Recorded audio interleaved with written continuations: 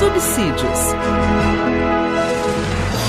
Lições Bíblicas Adultos. Bendito seja Deus e Pai de nosso Senhor e Salvador Jesus Cristo. Nós estamos aqui para mais uma aula da Escola Bíblica Dominical. Nesta oportunidade estaremos comentando a lição de número 13, lição da classe dos adultos. Estamos finalizando, enfim, o terceiro trimestre da classe dos adultos, enfim, o terceiro trimestre da nossa grade curricular. Temos quatro lições no ano. Cada lição dura 3 meses e nós fechamos aí 3 trimestres. Nós fechamos agora esse último trimestre, terceiro trimestre, e nós vamos já começar no quarto trimestre. Então nós estamos estudando um assunto muito pertinente, finalizando agora a aula, a lição, a revista, e estamos estudando o Deus que governa o mundo e cuida da família. Nós percorremos aí por cerca de 6 lições, 13 lições. A lição propriamente dita trata-se de Esther, Ruth e Esther. A primeira lição nós estudamos sobre as duas importantes mulheres da história de um povo, o livro de Ruth e Noemi, o encontro de Ruth com Boaz, o casamento de Ruth. E na lição 6 nós começamos a estudar sobre o livro de Esther, a deposição de Vasti, a resistência de Mardoqueu, a conspiração de Amã, o plano de livramento e o papel de Esther, a humilhação de Amã e a honra de Mardoqueu. Na lição 12 estudamos sobre o banquete de Esther, denúncia e livramento. Na lição 10 nós também trabalhamos isso, que foi o primeiro banquete convocado pela Esther. E também na lição de número 13 agora estaremos estudando um assunto muito pertinente. O título da lição é Esther, a portadora de boas novas. Mas pode ver que nós temos 10 capítulos no livro de Esther, e nós ficamos aqui na lição de número 12. Nós estávamos no capítulo 9, e o comentarista, que é o Silas Queiroz, ele englobou aqui, aglutinou os capítulos, na lição 13, os capítulos 3, 9, os capítulos 8, 9 e 10, Na lição de número 12, nós trabalhamos assim, deixa eu me ver aqui para ter mais precisão no que estou dizendo, mas nós trabalhamos o capítulo 7, Deixa eu ver se é isso mesmo, capítulo 7, isso mesmo, capítulo 7, de versículos de 1 a 10, E agora no capítulo 8, 9 e 10 que finaliza o texto. Vale a pena salientar que o capítulo 10 só são 3 versículos, que é uma continuação, possivelmente, com certeza, a continuação do capítulo 9. Então finaliza o capítulo 10 com 3 versículos, Nós, no capítulo 7, e toda essa proposta que nós tivemos, nós vimos no capítulo 7 o risco que Esther correu, o risco de Esther. Ou seja, ela foi falar com o rei sem antes o rei convidá-la, Então, podemos observar o risco aí que ela correu. Só que ela correu esse risco e teve sucesso, Porque naqueles dias, quando o rei não chamasse, se você entrasse no pátio da guarda sem chamar, ou no palácio sem chamar, sem ser convidado, ou melhor, você seria morto, é o texto que diz, Então, ela começou a obter vitória sobre essa questão aqui. Então, no segundo banquete, quando Ataxerxes pede que Esther declare seu pedido, no capítulo 5, nós tivemos o primeiro banquete, que foi uma denúncia, ela queria se apresentar ao rei para trazer a demanda do povo, Não foi a denúncia, foi uma demanda que ela trouxe.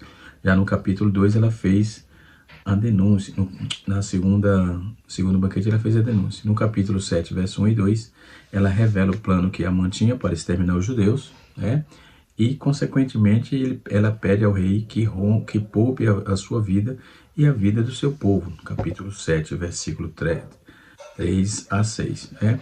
A ira de Artaxerxes, diante dessa revelação, foi extrema, e podemos observar isso no capítulo número 7, no seu verso 7 a 8, né?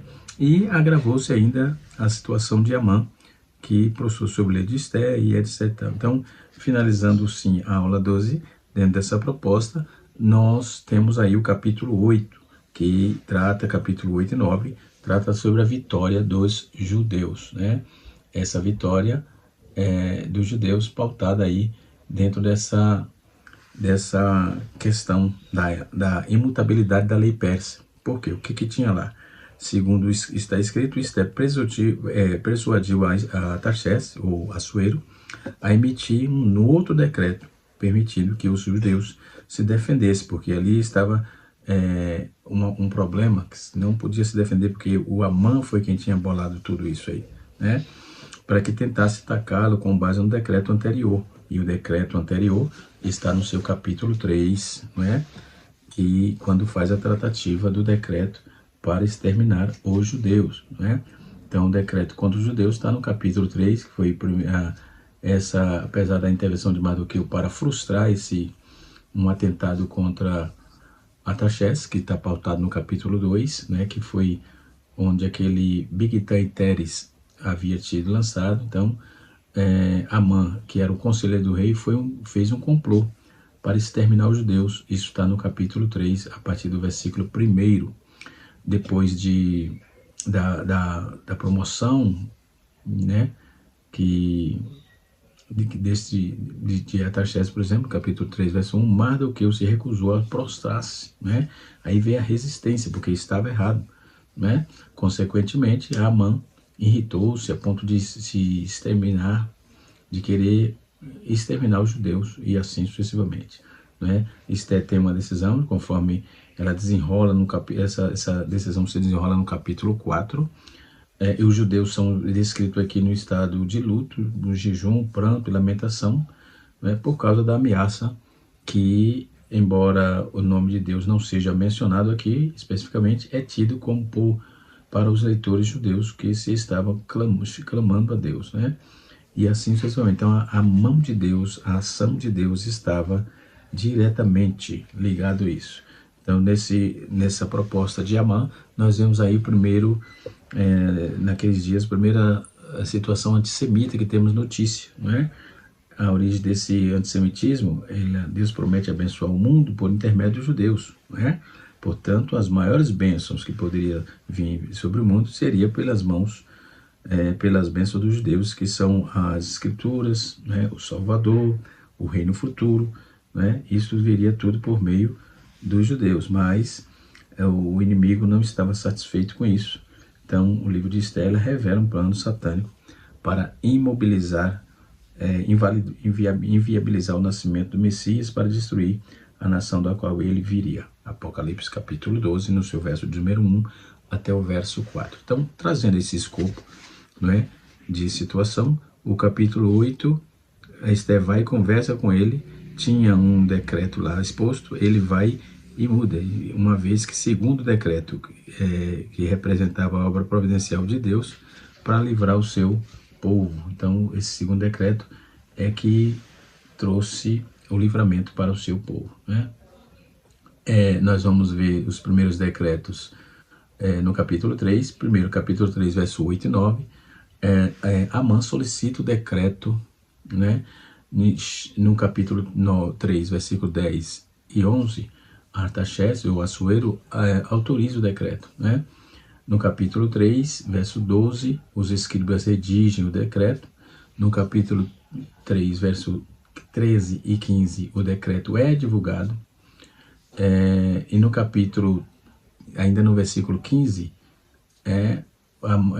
Suzã fica confusa com essa questão. Porque, para que aquilo, né? Todo mundo ficou apreensivo, né? Aí no capítulo 4, os judeus lamentam, né? No capítulo 8, Esther solicita o decreto, né? Xerxes autoriza o decreto proposto pela Esther, e os escribas executam o decreto. Então, esse é o primeiro decreto, no capítulo 3, no capítulo 8, é o segundo decreto, né? E o decreto é divulgado no capítulo 8, verso 10 a 14.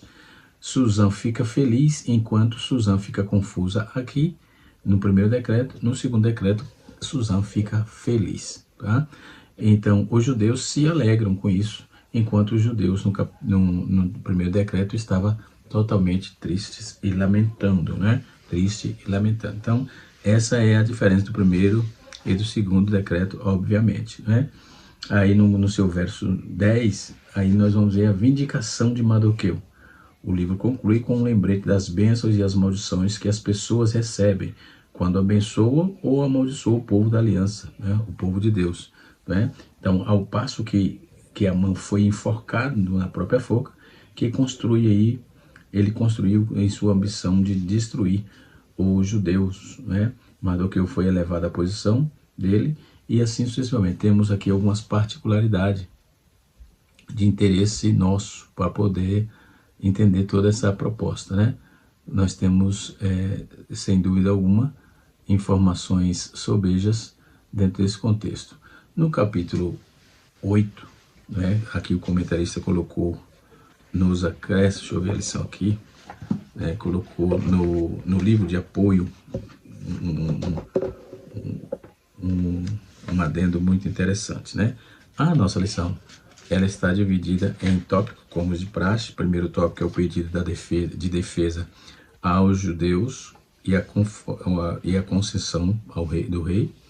No tópico de número 2, nós temos, deixa eu ver aqui, a rainha Esther escreve boas novas para o seu povo, né? Que é a carta do decreto. Quem escreveu a carta foi isso, então o decreto dela foi a carta já redigida, já com o novo decreto. Então era o novo decreto que o povo estava sendo livre, né, das amarras e das ameaças de Amã, né?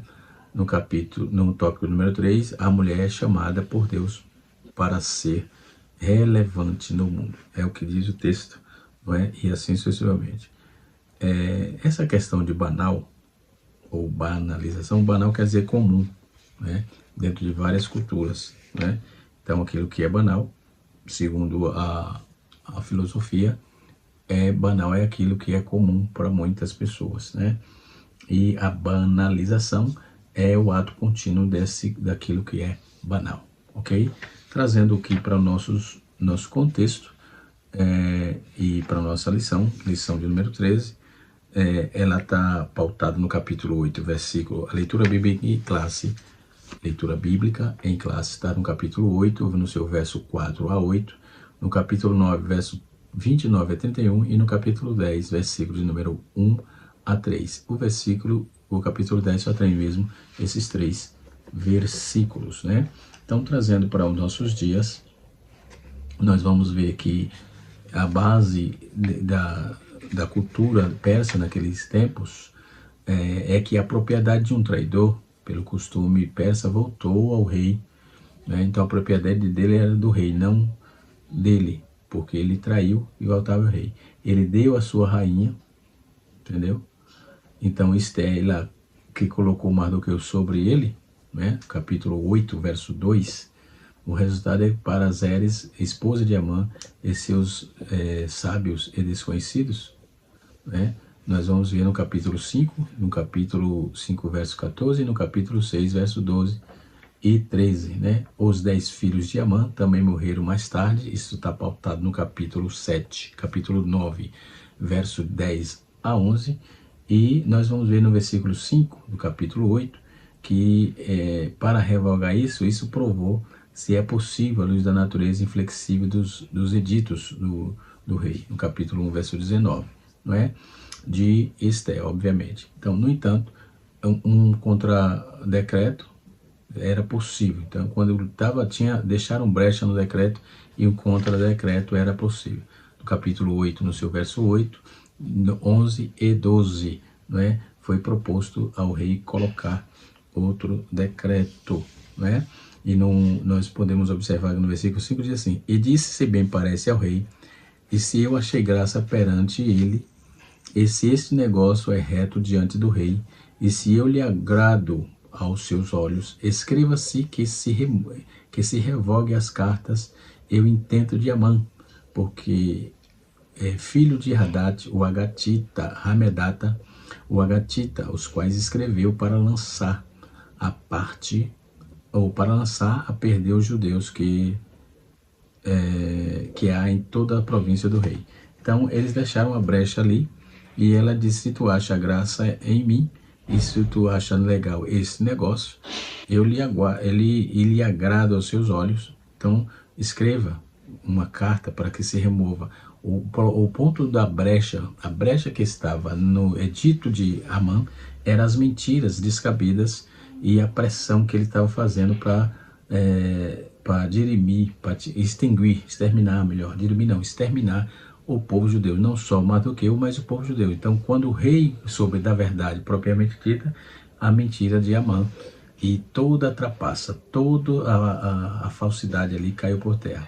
No versículo 8 do texto, né, diz assim: escrevi os judeus, no verso 9 diz assim, ó, que haveria esse período, era de maio a junho, né, que diz que refere-se dentro desse contexto aí. Passaram-se 2 meses e 10 dias, desde que o decreto de Amã, no capítulo 3, versículo 12, então restaram 8 meses, passaram 2 meses, passaram-se 2 meses e 10 dias, tá?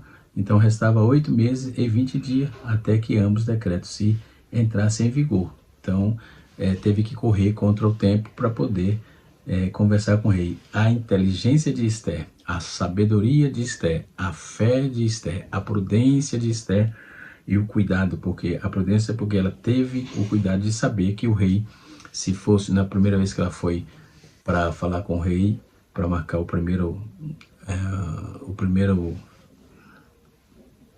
banquete, ela disse a Mardoqueu: o rei tem 30 dias que não fala comigo, então eu vou me arriscar. Ela se arriscou e foi, e deu certo, né? Então o rei permitiu, assim como o rei havia permitido a Amã, ele permitiu que os judeus se defendessem e saqueassem seus despojos, né? Vamos ver isso no capítulo 10, capítulo 8, versículo 10, versículo 15, versículo 16. Então Mardoqueu saiu. Então essa segunda recompensa excedeu a primeira, né? Azul e branco eram as cores reais do país, era azul e branco, conforme vimos no capítulo 8, versículo 15, não é? Ainda trazendo o contexto do capítulo 8, muitas pessoas, judeus, a população percebeu que o Deus dos judeus esperava muito e qualquer coisa que um panteão da divindade persa pudesse oferecer, né? A população percebeu que o Deus dos judeus superava em muitas coisas qualquer ou coisa que o panteão da divindade persa tinha para oferecer, né? Podemos ver também no Salmo 105, o versículo 38, que coaduna com Atos capítulo 5, versículo de número 11, né? Que especialmente é um contraste com a recente derrota pelos gregos, né? Já no capítulo 9, nós vamos observar todo o contexto de estudo dentro dessa proposta, também todos os atos de seu poder, está escrito e se deu aí pela grandeza de Mardoqueu. Então essas palavras significam que esse rei fez grandes coisas e ele deveria ser atribuído muitos à administração de Mardoqueu, pois todos que foi promovido à autoridade máxima, né? Então no capítulo 9 trabalha dentro dessa proposta. No capítulo 10, não é? Trabalha dentro da questão do tributo. O rei levantou um tributo, criou um tributo para toda a província, e essa palavra se refere tanto ao imposto como o trabalho forçado. Aqui o rei impôs, né, todo o seu território. Então a imposição de trabalho forçado por Xerxes, ou pelo rei Assuero, enfim, todo o seu reino é especificado para enfatizar o seu poder. Um poder obviamente grande, mas não tão grande quanto o poder de Deus, bendito seja o nome de Jesus, operando aí através de Ester e Mardoqueu. Suas vontades, são entregues aí a ele, seus corações são humildes, sua humildade ou unidade é notável, e o seu Deus é vitorioso, né? Esther trabalha dentro dessa proposta. O rei Xerxes impôs o tributo, os impostos persas sobre as províncias era pesado. Esse fardo apoiou-se nos gastos livres do governo persa, né? Nós vamos ver no capítulo 10, verso 2, que a história dos reis do Médio Persas eram os anais reais persas. Então, embora registros persas e antigos tinham aí sobrevivido em referência à grandeza, né, e de Mardoqueu, e não foi encontrado nenhum registro escavado até agora. Podemos observar isso dentro de todo um contexto bíblico-teológico dentro dessa questão. Podemos observar que no versículo 3, Mardoqueu, os judeus não se gabava de si mesmo, conforme fazia Amã no capítulo 5, que ele se exaltava, né? Então, este homem é justo e continuamente cuidava do bem e dos outros, né? Então, portanto, quando não era só para defender, era para defender o seu povo, né? Então, os judeus estavam do lado do rei Assuero, por isso, muito tempo ele se sentou contente no portão do rei, mas agora finalmente chegou à presidência do conselho, então ele tornou-se uma pessoa muito importante dentro dessa demanda. Baseado nisso, nós temos aí outros homens destacados na Bíblia que vai nortear essa questão de ser exaltado depois da agonia, não é? Depois nós temos Daniel, nós temos vários outros que foram exaltados depois da humilhação, ok? E assim sucessivamente. Ainda dentro do texto bíblico, né? Dentro do capítulo 2, capítulo 10 ou melhor, essa proposta e essa luta dos judeus, ela trouxe muitos benefícios, porque finalmente são descobertos os preferidos do rei entre os judeus, né? Não apenas grande acima deles, é muito mais honrado do que qualquer um deles. Então, mais grande que com que ele queria e querido por eles, né? Então, são aceitos por seus irmãos, buscam a riqueza do seu povo, não é? Então, uma liderança totalmente eficaz, desenvolvida para todo o seu povo. Isso é o que está escrito dentro do texto e o que o texto nos apresenta, né? Bendito seja Deus. Nós podemos observar que dentro dessa questão do livro de Esther, né, no capítulo 10,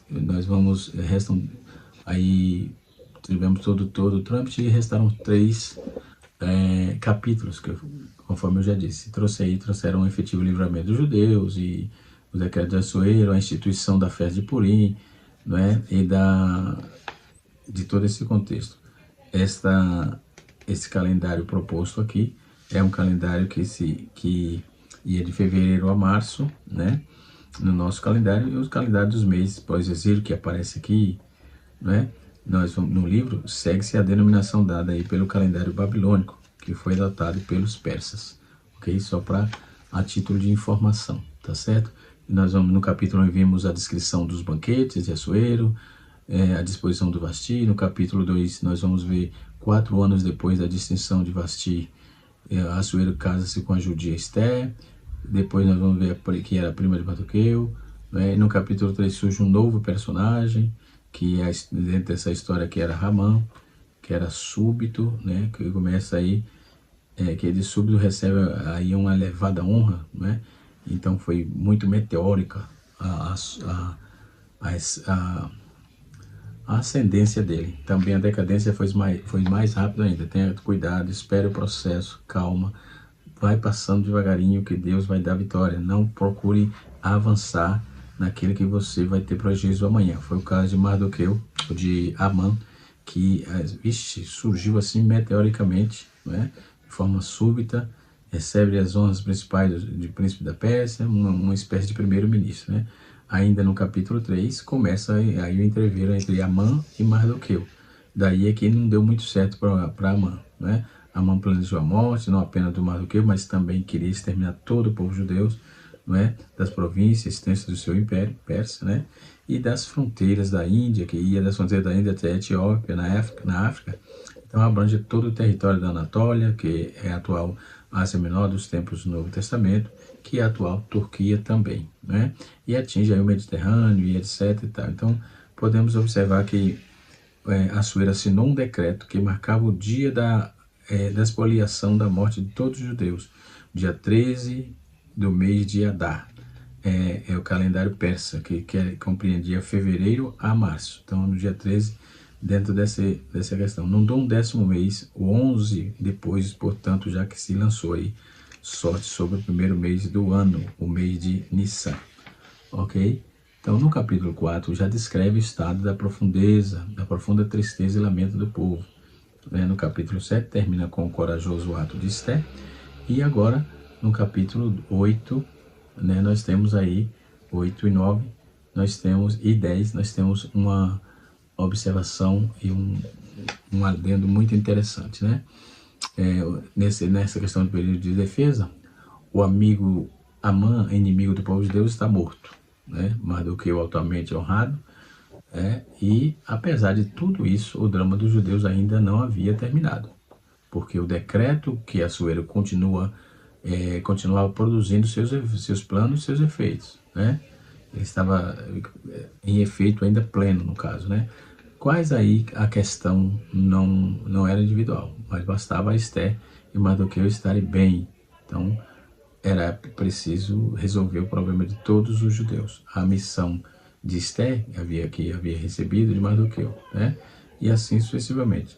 A lei dos medo-persas, que é a irrevogabilidade dos decretos dos reis, dos medos, dos persas, que percebeu, que até percebe um excesso, mas tem aí o sentido positivo, que apesar de todos os aspectos tirânicos e autoritários do Amã, né, e excêntrico dos reis da Pérsia, como o próprio Assuero, havia um limite para suas ações, né? Então não existe nada sobre que não tenha limite, tudo tem um limite. Isso aí é o que aprendemos também na nossa lição, né? O império da lei, dos medos, dos persas, Dário, pai do Assuero, fora confrontado com essa mesma situação e não violou a norma, né? Então existia norma, era para cumprir, o rei não violava isso. Mesmo estimado aí, como Daniel, que pôde livrá-lo da cova do leão, capítulo 6 de Daniel, enfim, né? Nós vamos ver uma das mais antigas funções da lei, estabelecida limite para os poderes do governo, não é? Hoje, nos dias atuais, você vê governo totalitário que parece que não tem limite, mas desde os tempos antigos, na Pérsia e etc., já havia limite. Então, e pelo visto, a monarquia constitucional Medo-Persa é um avanço em relação à monarquia absoluta, embora ainda estivesse longe da democracia desenvolvida mais tarde na Grécia, né? Não havia separação de poderes, né? Em essência, e era a mesma pessoa que legislava, governava, julgava, mas foi um passo em direção certa. Em teoria, pelo menos, ofereceria a proteção contra o excesso de um déspota, né? Se na antiguidade já se instituía o respeito à lei pelos mais poderosos, monarcas pagãos, não é razoável que o tempo tido como tão moderno, né? E admite-se autoridade alguma que se considere acima da lei. Qualquer nação, todos devem estar sujeitos às leis, né? Jesus deu-nos um exemplo sobre isso.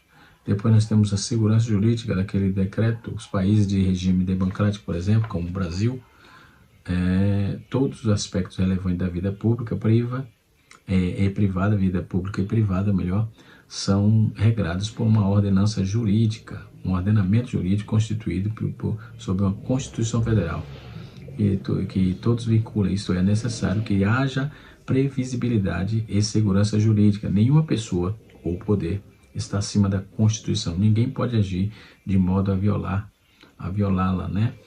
Ou a vetá-la, né? E então as alterações constitucionais que são possíveis pode ser feita aí pelo parlamento, né? Muito antes dos gregos, do persa, a lei divina era estabelecia limite objetivos à monarquia, como se observa lá em Deuteronômio 17, verso 18 a 20, né? O texto que o comentarista Lennox ele cita, ele faz uma apresentação apresenta os limites a serem trazidos pelos monarcas, né? E assim sucessivamente. O Poder Legislativo, né? Que altera pelo menos o nome da legislação nacional constituinte, né? O Dário e reis de Aquemenidas, por exemplo, não estavam acima da lei. Pelo contrário, né? Eram parte integrante dela, né? E os direitos de defesa tinha que ter proposto. Então, Assuero não podia revogar o decreto e permitiu. Eles tinham direito de defesa, eles buscaram seus direitos. Esther e Mardoqueu, que residisse outro, concedendo aos judeus direito de defender os seus inimigos. Aliás, não existe acusação sem defesa. Toda acusação tem que ter uma defesa, desde aqueles tempos antigos até hoje. Assim se sucedem, né? Pelo menos é o que está na nossa Constituição e nos tratados nacionais e internacionais, né? Então, os escrivãos, por exemplo, do rei foram chamados imediatamente no terceiro mês de Sivan, ou seja, aos 23 dias foi escrito um novo decreto, né? E Mardoqueu, conforme ia falando aí. Então, o documento escrito em 8 meses antes do dia do desígnio para o extermínio, né, seria enviado em todas as províncias, assim como o próprio decreto redigido pelo rei Poramã. O texto permite entender que havia em todo o reino grupos sistematicamente hostis aos judeus, organizado em núcleos específicos. Então, eles conseguiram provar isso, né? E que o decreto de Amã estava cheio de vícios, como diz no direito hoje, né? Estava cheio de falhas, muitas crateras lá, e permitiu que o rei fizesse um outro decreto. No tópico número 2, nós temos ver a rainha Esther escreve as boas notícias aos judeus, quando a comemoração dos judeus foi preponderante. Apesar de toda a matança, os judeus não podiam deixar de comemorar. Afinal de contas, tratava-se do livramento de toda a raça, conforme já observado dentro da nossa lição, né? O contexto pós-exílio, por exemplo, o termo judeu era emprestado para todo o povo de Israel, as 12 tribos. Isso, o dia 14 do 12º mês, foi a grande festa para os judeus e todo o Império Persa, né? O sentimento de alívio, de grande livramento e tal, e assim sucessivamente. Então, a nossa lição vem trazendo toda essa pauta interessante, tanto da jurisdição, do corpo jurisdicional daqueles dias, como também alude aí do nosso ordenamento jurídico, não só nosso, como daquele povo, né? Daquelas províncias e do Império Persa, né? A carta do decreto de 10, Esther e Mardoqueu escreve uma segunda carta, confirmando a instituição da festa de Purim, todos os dias da purificação, né? Pelo que se tem no registro bíblico. Era a primeira vez que a rainha Esther estava aí pautada em cima disso, né? Então, Esther, ela, pela primeira vez que a rainha Esther dirigia-se diretamente a todo o povo de Deus, ao sair de sua pena, a instituição, ou seja, da sua caneta, a instituição da festa estava fundamentada no decreto real, conforme está escrito no capítulo 9, verso 32. A festa, então, entrou definitivamente no calendário judaico e é comemorado até os dias de hoje, não é? Você vê o resultado, né, dessa tão influente mulher, né? Então, estamos finalizando com êxito uma lição muito interessante que exigiu bastante dos professores trabalhar a questão da história de Israel, os contextos jurídicos da história de Israel, e de todo o seu povo ali, daquela região circunvizinha, tanto amigas como inimiga do seu povo. Já vista que alguém não pode achar que essa lição não teve relevância, muita relevância, uma lição muito importante. A Templo nos traz assim uma lição que exige do professor, exige do mestre, buscar informações sobre essas demandas, né? Quanto à questão da exaltação de Mardoqueu, rendeu-lhe ainda mais honra. Depois da morte dos inimigos, Assuero colocou como segundo maior do reino, posição que era ocupada por Amã até então. Capítulo 10, versículo 3, que é o último texto do livro de Esther, vai trabalhar essa propositura, né? Então, o relato bíblico ele encerra com um testemunho notável de Mardoqueu. Ele foi um homem público, exemplar e próspero, né? Trabalhando para o bem de toda a nação. Deus pode usar seus servos em todas as áreas da vida. A questão é entender quando esse propósito dele quando não passa, aliás, da nossa própria ambição e poder. Então, hoje, nos dias atuais, o que vemos muito são ambiciosos, usando de influências de outros para poder abusar da fé, da confiança dos nossos irmãos. Tenham cuidado com isso, porque tem aqueles que só aparecem de 4 em 4 anos, que é os Copa do Mundo, né? Tenha cuidado com esse povo, porque esse povo não condiz com o que você, como seu representante. Tenha cuidado disso e atente para o capítulo 10 do livro de Esther, no seu verso 1, 2 e 3, né? Então, Mardoqueu foi um homem público, exemplar, e quando ele fez tudo, ele fez em nome do seu povo. Quem ganhou foi o povo, né? Consequentemente, como ele fazia parte do povo, também saiu ganhando, né? E ele, Esther, então, no sentido geral, há uma nítida falta de estadista em nossos dias. Líderes que visam o bem comum acima de tudo. Então, quanto aos cristãos, em alta posição, por exemplo, em espaços simples, sem nenhuma visibilidade, o próprio deve ser sempre o mesmo, fazer tudo para a glória de Deus. 1 Coríntios capítulo 10, verso 31. A mulher é chamada por Deus para ser relevante no mundo. Isso é o tópico número 3, que traz aí também bastante relevância. A banal guerra dos sexos, o contexto cristão. Por exemplo, esse negócio daquilo que é comum. Sexo não é comum. Sexo é comum entre o casal, homem e mulher. Fora disso, é banalização do que é banal, ok? Conforme eu já disse nesse vídeo, lá nos inícios do vídeo. A banalização do que é banal é um problema, não é? E assim sucessivamente. Deus em Cristo nos abençoe, que o Espírito de Deus continue fazendo e trabalhando em nossos corações. Um abraço a todos, canal Rascunho LBD, ensinando para transformar vidas. Na próxima aula, nós vamos estar estudando, na próxima lição, nós vamos começar no dia 6, exatamente dia da eleição, não é? Municipal em todo o nosso país, sobre as promessas de Deus, né? Então, nós vamos estar estudando no dia 6 de outubro. Primeira lição, as promessas de Deus. Segunda lição, as promessas de Deus para Israel. A terceira lição, as promessas de Deus para a igreja. A quarta lição, a promessa e obediência. A quinta lição, a promessa de salvação. A sexta lição, a promessa de cura divina. A sétima lição, a promessa de um coração novo. A oitava lição, a promessa de paz. A nona lição, promessa para os pais e filhos. E na 10ª lição, a promessa de proteção divina. Na 11ª lição, a promessa da provisão. Na 12ª lição, a promessa de vida abundante. E na lição número 13, as promessas de Deus são infalíveis. Até lá, Deus abençoe a todos no nome de Jesus.